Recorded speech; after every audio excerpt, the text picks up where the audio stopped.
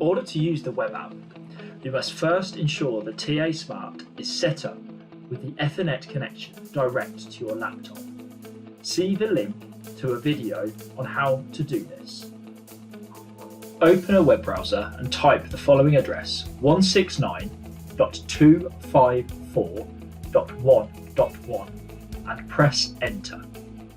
As your TA Smart is directly connected to the laptop, it will open the web app.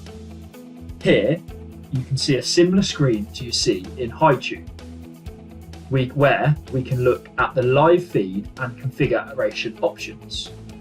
Here we've set for power control with a maximum power of 15 kilowatts, and we can view the temperature sensors and flow on the system.